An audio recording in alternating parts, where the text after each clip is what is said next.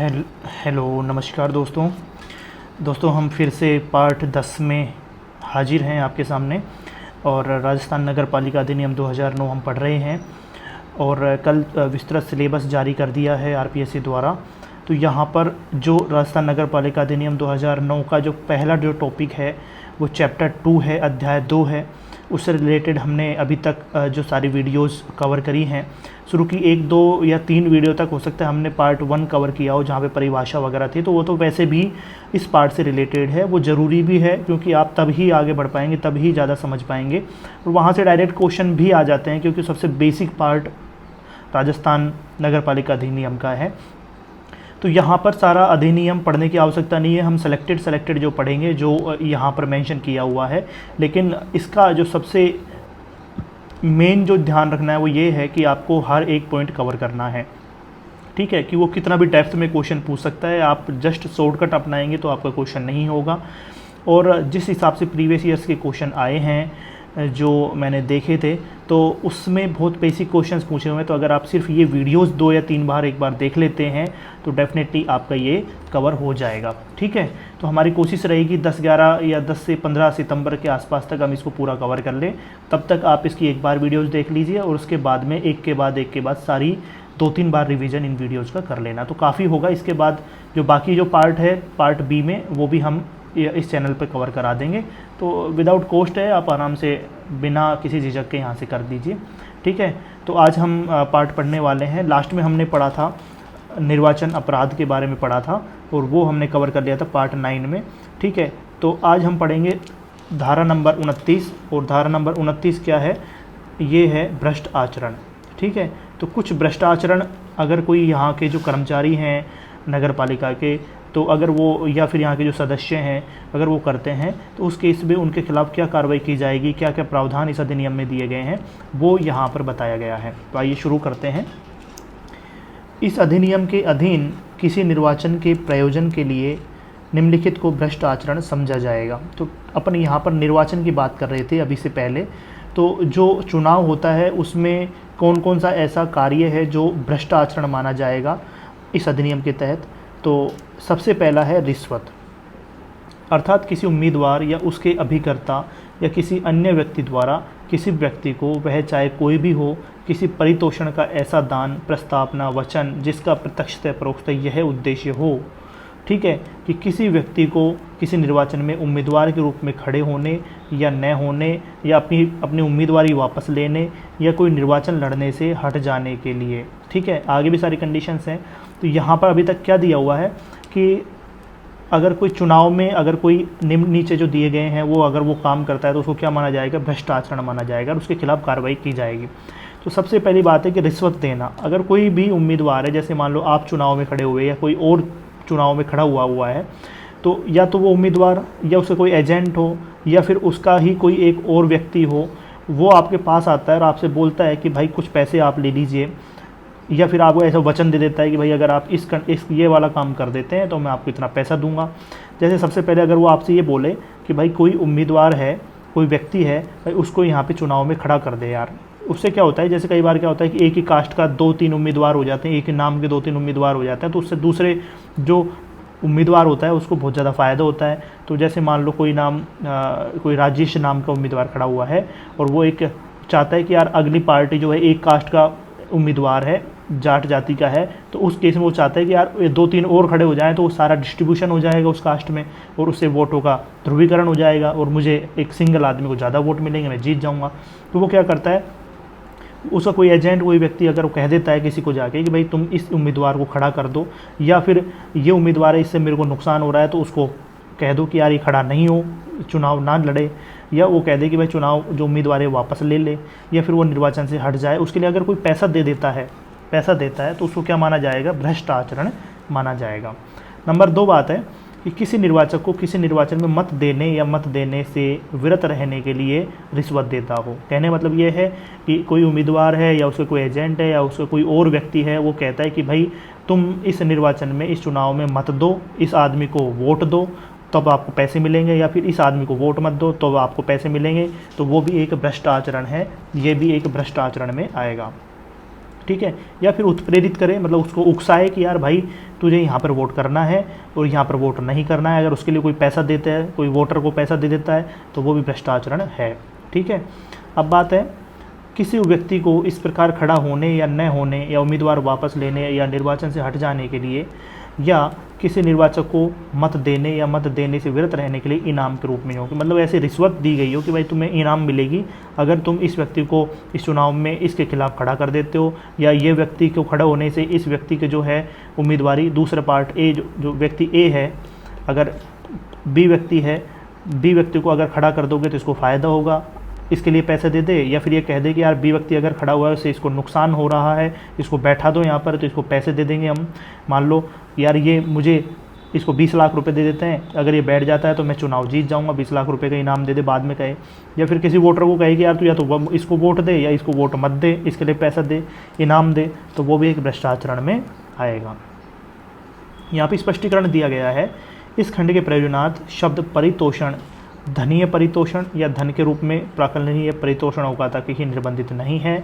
इनमें सब रूपों के मनोरंजन इनाम के लिए सभी रूपों के नियोजन सम्मिलित हैं, किंतु इनमें किसी भी निर्वाचन में या उसके प्रयोजन के लिए सद्भावपूर्वक उपगत किन्हीं व्ययों का समुदाय सम्मिलित नहीं है। तो कहने का मतलब ये हो गया कि यहाँ पे जो परितोषण इनाम बोली गई है, इसका मतलब ये नहीं है कि यार सिर्फ आपको भाई पैसे का ही इनाम दी जाएगी, रिश्वत दी जाएगी। यहाँ पे हो सकता है कि यार उसको कोई टीवी फ्रिज भी दे दे, उसको कोई और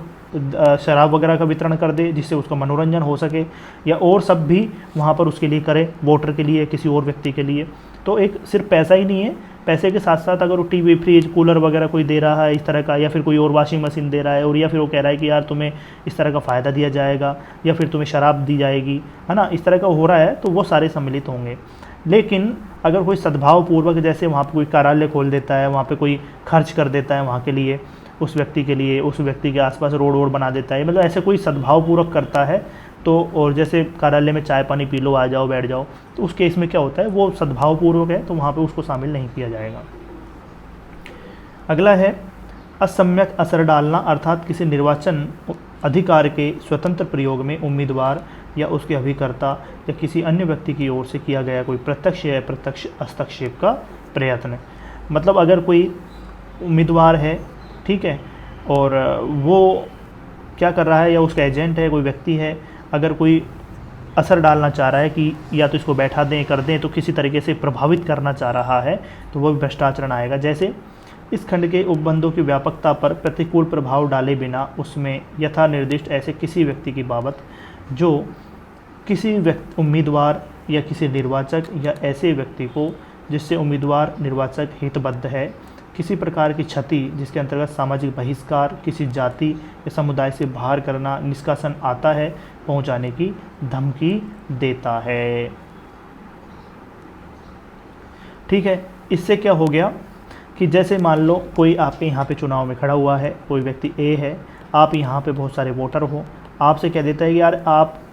BCD, आप यहाँ पे बहुत सारे वोटर हो, आपसे कह देता है कि यार या तो मुझे वोट दो, अगर वोट दे दोगे तो ठीक है, अगर वोट नहीं दोगे तो मैं तुम्हें क्या करूँगा, जाति से बाहर निकाल दूँगा। ठीक है, जाति से बाहर कर दूँगा, समाज से बाहर कर दूँगा, सामाजिक बहिष्कार कर दूँगा। जैसे मान लो कोई व्यक्ति किसी कास्ट से संबंधित है और अपने सभी वोटरों को कहता है कि यार मैं इतना प्रभावशाली हूँ, अगर आपने मुझे वोट नहीं दिया, अगर वो जाति के नाम पर मांगता है कि आपने वोट नहीं दिया तो मैं आपको समाज से बाहर कर दूँगा, जो भी वोट नहीं देगा। तो वो भी क्या है, एक असम्यक असर है, ये असर डाल रहा है उस चुनाव पर, तो वो भी एक भ्रष्टाचरण में आएगा। नंबर 2, जैसे किसी उम्मीदवार या निर्वाचक को यह विश्वास करने के लिए उत्प्रेरित करने का प्रयत्न करता है कि वह या ऐसा कोई व्यक्ति जिससे हितबद्ध है देवी प्रसाद आध्यात्मिक परिनिंदा का भाजन हो जाएगा, बना दिया जाएगा। या फिर वो उम्मीदवार या उसका एजेंट कह देता है किसी व्यक्ति को या फिर जो खड़ा हुआ है चुनाव में उसके सामने, उसको बोलता है कि भाई अगर तूने वोट दिया या फिर तू मेरे सामने अगर चुनाव लड़ता है तो तुझे भगवान का या देवी माता का कोई तुम्हें दिक्कत आएगी, परिनिंदा होगी, आध्यात्मिक तुम्हें श्राप लगेगा, इस तरह की ऐसे फालतू की बातें करता है, तो फिर वो उस केस में क्या होगा, वो भी एक भ्रष्टाचरण आएगा। मतलब वो फालतू में असर डालना चाह रहा है, बाकी ऐसा कुछ होता नहीं है, सबकी अपनी अपनी धर्मनिरपेक्ष राज्य है। अगर वो कहता है भाई तुम्हें इस देवी का, इस देवता का, इसका आपको श्राप लगेगा या आपको दिक्कत आएगी, तो वो भी एक भ्रष्टाचरण माना जाएगा। यह समझा जाएगा कि वह ऐसे उम्मीदवार या निर्वाचक के निर्वाचन अधिकार के स्वतंत्र प्रयोग में इसके खंड के अंतर्गत अर्थांतर्गत हस्तक्षेप करता है। इसका मतलब ये हुआ कि अगर ये सारे काम करता है, अगर सामाजिक बहिष्कार का बोलता है या उसको बोलता है कि यार तेरे को किसी देवी का मतलब श्राप लगेगा या कोई देवता जो है वो तुम्हारे खिलाफ़ गलत कर देंगे, ऐसा कुछ बोलता है, अगर तू मेरे सामने अगर तू चुनाव लड़ता है, तो इस केस में क्या है कि जो सामने वाला जो उम्मीदवार है उसका एक निर्वाचन का अधिकार है, स्वतंत्र प्रयोग है, वो चाहे तो चुनाव लड़ सकता है, नहीं लड़ सकता है। तुम इस तरह से थोड़ी हस्तक्षेप करोगे किसी के सामने। अगर हस्तक्षेप करते हो तो यह हस्तक्षेप ही है और ये भ्रष्टाचरण है, ठीक है, इसके खिलाफ कार्रवाई की जाएगी। अगला पॉइंट है लोक नीति की घोषणा या लोक कार्रवाई का वचन, ठीक है, किसी वैध अधिकार का प्रयोग मात्र जो किसी निर्वाचन अधिकार में हस्तक्षेप करने का आशय के बिना है, इस खंड के अर्थांतर्गत हस्तक्षेप करना नहीं समझा जाएगा, ठीक है। अगर कोई व्यक्ति किसी लोक नीति की घोषणा करता है, लोक कार्रवाई का वचन देता है या वैध जो अधिकार है उसका प्रयोग करता है इस निर्वाचन में, और उससे कोई भी जो निर्वाचन का अधिकार है किसी दूसरे व्यक्ति का, उससे कोई प्रभावित नहीं होता है, ठीक है, प्रभावित नहीं होता है, तो उस केस में क्या होगा, इसको ऐसा माना नहीं जाएगा, हस्तक्षेप करना नहीं समझा जाएगा भी, ठीक है, ये एक नियम के अकॉर्डिंग कर रहा है, ठीक है, कोई बात नहीं है, समझ रहे हो। तो अगर वो चीज़ें हैं जब तो ठीक है, और अगर वो फालतू की बातें करता है जब तो उसको चुनाव उसके खिलाफ कार्रवाई की जाएगी, भ्रष्टाचरण समझा जाएगा। अगला है किसी व्यक्ति के धर्म, मूल वंश, जाति, समुदाय या भाषा के आधार पर किसी भी व्यक्ति के लिए मत देने या मत देने से विरत रहने की उम्मीदवार या उसके अभिकर्ता द्वारा या उम्मीदवार या उसके निर्वाचन अभिकर्ता की सम्मति से किसी भी अन्य व्यक्ति द्वारा अपील या उस उम्मीदवार के निर्वाचन की संभाव्यताओं को अग्रसर करने के लिए या किसी भी उम्मीदवार के निर्वाचन पर प्रतिकूल प्रभाव डालने के लिए धार्मिक प्रतीकों का प्रयोग और या उनकी दुहाई, राष्ट्रीय प्रतीकों जैसे राष्ट्रीय ध्वज, राष्ट्रीय संप्रतीक का उपयोग या उनकी दुहाई, ठीक है, परंतु इस अधिनियम के अधीन किसी भी उम्मीदवार को आवंटित कोई भी प्रतीक चिन्ह इस खंड के प्रयोजन के लिए कोई भी धार्मिक प्रतीक या राष्ट्रीय प्रतीक नहीं समझा जाएगा। इसका मतलब बोला हुआ है कि अगर कोई भी व्यक्ति, जैसे मान लो आप चुनाव में खड़े हुए और ठीक है, अब आपने क्या किया, किसी धर्म के आधार पर या आपका मूल वंश है या कोई जाति के आधार पर, समुदाय के आधार पर, भाषा के आधार पर आप क्या करते हो, किसी व्यक्ति को उकसाते हो कि यार मुझे वोट दे या फिर मुझे उस फलाने उस आदमी को वोट मत दो। तो उस केस में क्या होगा, उस केस में अगर वो व्यक्ति उकसाने के लिए या उसको बोलने के लिए अगर कोई धार्मिक प्रतीक का उपयोग करता है, जैसे मान लो हनुमान जी का, भाई कोई अगर हिंदू है तो हनुमान जी का, या कोई लोकल देवता है उसका प्रतीक का प्रयोग करता है, सबको बांटता है, इसके नाम पे मुझे वोट दो, इसके नाम पे मुझे वोट दो, तो उस केस में भी क्या होगा कि वो भ्रष्टाचरण माना जाएगा, ठीक है। अगर कोई राष्ट्रीय ध्वज का उपयोग करता है, राष्ट्रीय संप्रतीक का उपयोग करता है कि भाई मैं नेशनल लेवल पर लड़ रहा हूँ, तो उसको भी उपयोग करना उसके लिए उचित नहीं है, भ्रष्टाचरण में वो भी काउंट होगा, ठीक है। बाकी अगर उस व्यक्ति को कोई चुनाव चिन्ह अलॉट हो जाता है तो वो उसका खूब प्रयोग करे, उसको ऐसा नहीं समझाया जाएगा भाई तू अगर ये चुनाव चिन्ह का उपयोग कर रहा है तो इससे तुम्हारा जो भ्रष्टाचरण में आ गया, ठीक है। चुनाव चिन्ह जो उसको दे दिया उसका खूब उपयोग कर, उसको धार्मिक प्रतीक नहीं माना जाएगा, राष्ट्रीय प्रतीक नहीं माना जाएगा। अगर कोई राष्ट्रीय प्रतीक है, धार्मिक प्रतीक है, तो उस केस में ही भ्रष्टाचरण समझा जाएगा। बाकी खुद के चुनाव चिन्ह का वो खूब प्रयोग कर सकता है चुनाव में, ठीक है। इसका पूरी कहानी का मतलब यही था। अगला है किसी भी उम्मीदवार या उसके अभिकर्ता या किसी भी उम्मीदवार या उसके अभिकर्ता या किसी भी उम्मीदवार या उसके निर्वाचन अभिकर्ता की सम्मति से किसी भी अन्य व्यक्ति द्वारा उस उम्मीदवार के निर्वाचन की संभाव्यताओं को अग्रसर करने के लिए या किसी उम्मीदवार के निर्वाचन पर प्रतिकूल प्रभाव डालने के लिए भारत के नागरिकों के विभिन्न वर्गों में धर्म, मूल वंश, जाति, समुदाय और भाषा के आधार पर शत्रुता या घृणा की भावना का संप्रवर्तन का प्रयत्न करना। कोई भी व्यक्ति क्या है, अगर कोई आदमी, जैसे आपने चुनाव में खड़े हुए, आप हो या आपका कोई एजेंट है या फिर आपकी कोई सहमति से कोई और व्यक्ति है, वो क्या करता है, किसी उम्मीदवार जो दूसरा उसके सामने उम्मीदवार खड़ा हुआ है तो उससे मतलब जैसे विभिन्न जो जैसे धर्म है, जाति है, समुदाय, भाषा के आधार पर अगर वो लोगों में फैला देता है कि भाई ये घृणा करता है, शत्रुता की भावना पैदा करता है, उसका प्रयास करता है। मान लो एक हिंदू कोई कास्ट का है, उसके सामने एक मुस्लिम धर्म का खड़ा हुआ है कोई उम्मीदवार, और हिंदू धर्म वाला ये कहता है कि भाई ये हमारे देश के लिए हानिकारक है, फलाना है, ठीक है। अब आपको चुनाव का लड़ने का अधिकार तो सबको दिया हुआ है, आप ऐसे थोड़ी किसी को बरगला सकते हो कि यार इसको इस तरह से वोट मत दो, इस तरह से वोट दो। सबकी अपनी अपनी इच्छा है, जिसका मन करेगा वो उसी हिसाब से वोट देगा। अगर आप अपने वोटर्स को ऐसे बरगलाओगे धर्म के, मूल वंश के, जाति के, भाषा के आधार पर, तो आपके खिलाफ भ्रष्ट आचरण की कार्रवाई की जाएगी। आप ऐसे किसी के खिलाफ धर्म के आधार पर वोट नहीं मांग सकते, किसी को डाउन नहीं कर सकते, है ना। और घृणा की भावना, शत्रुता की भावना, ये आप प्रसार नहीं कर सकते। अगर करते हो तो भ्रष्ट आचरण की कार्रवाई की जाएगी। किसी भी उम्मीदवार या उसके अभिकर्ता, उम्मीदवार या उसके निर्वाचन अभिकर्ता की सम्मति से किसी भी अन्य व्यक्ति द्वारा उस उम्मीदवार के निर्वाचन की संभाव्यताओं को अग्रसर करने के लिए या किसी भी अन्य उम्मीदवार के निर्वाचन पर प्रतिकूल प्रभाव डालने के लिए सती की प्रथा या उसके कर्म का प्रचार या उसका गौरवान्वयन करना। इसका मतलब क्या है? जैसे मान लो कोई आप हो, आप चुनाव लड़ रहे हो, तो आप या आपका एजेंट,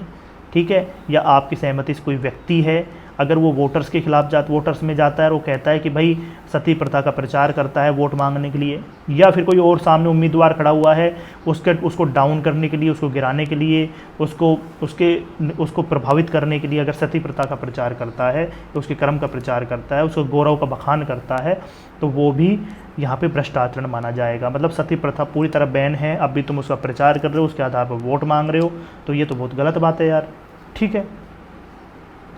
अब लिखा हुआ है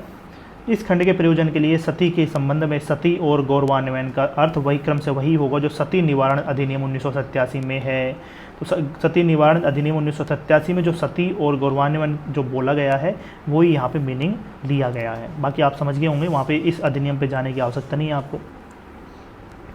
किसी उम्मीदवार या उसके अभिकर्ता या किसी भी अन्य व्यक्ति द्वारा किसी उम्मीदवार की उम्मीदवारी या निर्वाचन से नाम वापस लेने, निर्वाचन लड़ने से हट जाने के संबंध में ऐसे तथ्य का प्रकाशन करना जो मिथ्या है। मान लो कोई तथ्य का प्रकाशन करता है जो झूठ है,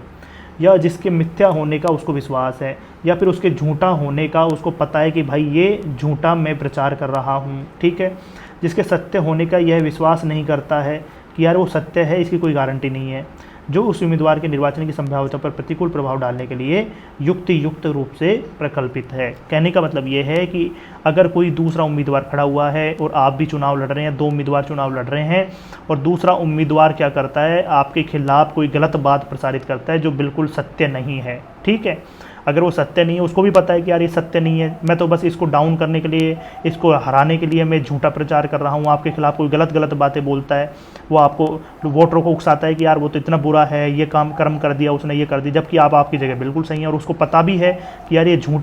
मैं झूठ बोल रहा हूँ। अगर इस तरह की कोई घटना आपके सामने करता है तो वो अगला आदमी क्या है, उसका भ्रष्टाचरण पर कार्रवाई की जा सकती है, आप उसके खिलाफ कोर्ट में जा सकते हो, शिकायत दर्ज करा सकते हो, ठीक है। तो ऐसे गलत बातें प्रचारित नहीं करना, अगर वो झूठी बातें हैं तो आप वो झूठी बातें प्रसारित नहीं कर सकते।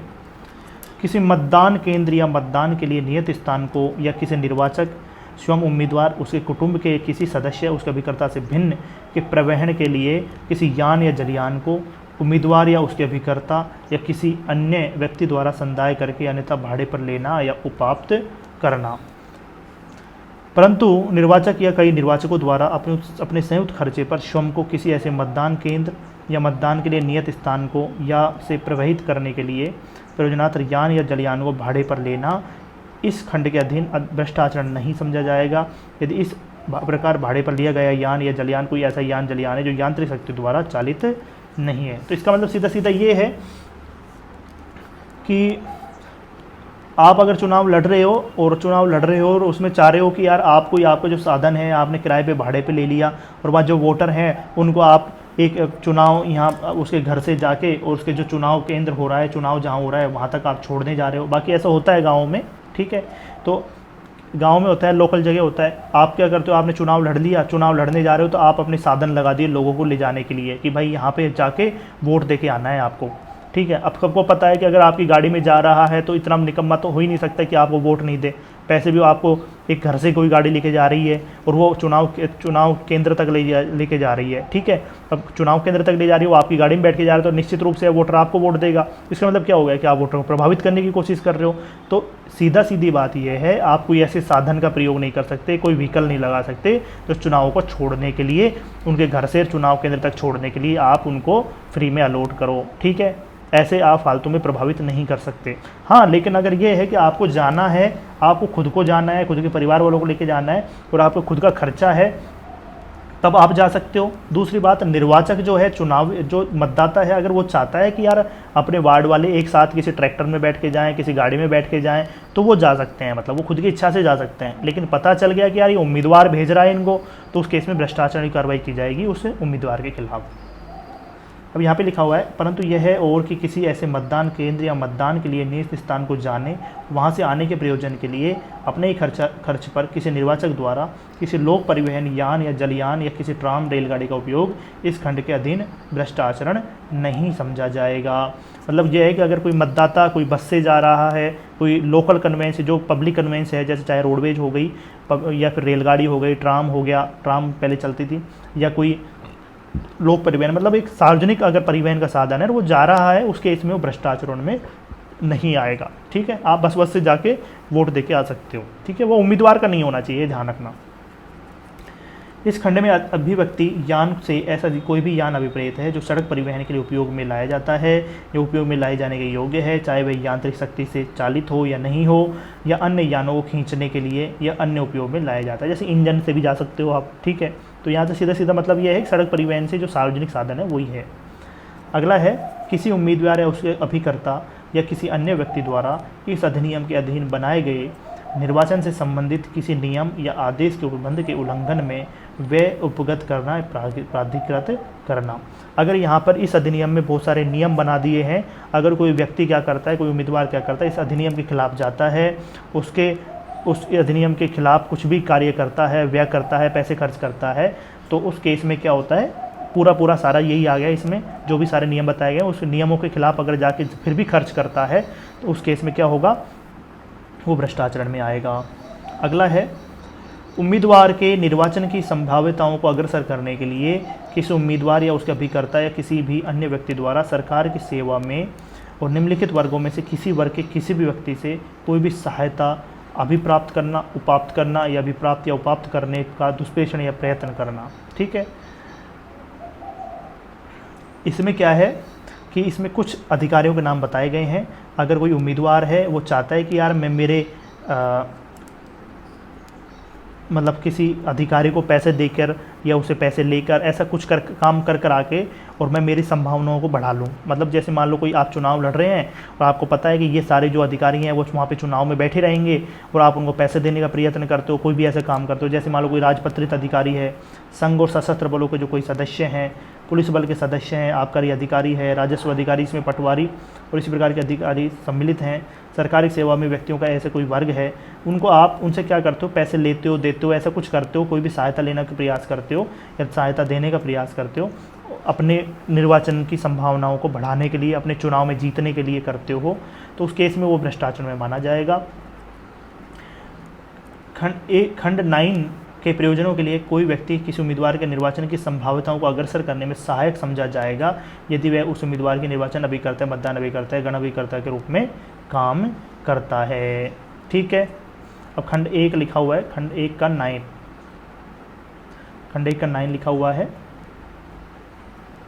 तो यहाँ पर जो भी ये 9 लिखा हुआ है ना, अगर कोई व्यक्ति इस उम्मीदवार की सहायता करता है, ठीक है, उम्मीदवार के निर्वाचन में सहायता करता है, तो वो क्या करता है, उस उम्मीदवार के निर्वाचन का अभिकर्ता, एजेंट समझा जाएगा। उसको काम ये समझा जाएगा कि यार ये इसके लिए काम कर रहा है। ठीक है,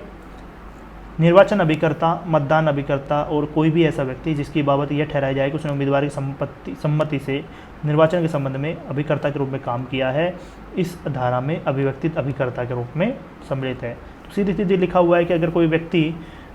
किसी भी उम्मीदवार के साथ काम करता है, उसके चुनाव, उसकी कोई ऐसा व्यक्ति है, ठहराया जाए कि यार वो उम्मीदवार की सहमति से उसके निर्वाचन, जो उसके चुनाव है उसमें एक एजेंट के रूप में काम कर रहा है, तो उसको एजेंट समझा जाएगा, अभिकर्ता समझा जाएगा। तो यहाँ पे सीधी सीधी थोड़ी थोड़ी बातें हैं, वो आप आपके चुनाव, जो लोकल गाँव में जो चुनाव होते हैं उसमें देखते ही हैं, रोज गाइडलाइंस आती हैं कि आप किस तरह से काम कर सकते हो, किस तरह से नहीं कर सकते। तो बेसिक चीज़ें यहाँ पर बताई गई हैं इस अधिनियम में।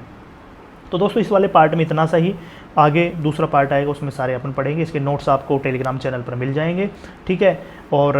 एक वीडियो जो है मैंने जारी करी है कि भैया किस तरह से इसको रणनीति क्या होनी चाहिए, तो वो भी ज़रूर देख लें, बहुत ज़्यादा इंपॉर्टेंट वीडियो है और ये हम एक के बाद सारा हम कवर कर देंगे। ठीक है, तो आप देखते रहिए और पढ़ते रहिए। और अगर आपको मेरी वीडियो लैंग्वेज पढ़ाने का तरीका समझ आता है तो वीडियो को लाइक करें, शेयर करें, सब्सक्राइब करें, है ना। और कोई भी क्वेरी होती है आप कमेंट करें। Thank you very much. मिलते हैं नेक्स्ट वीडियो में।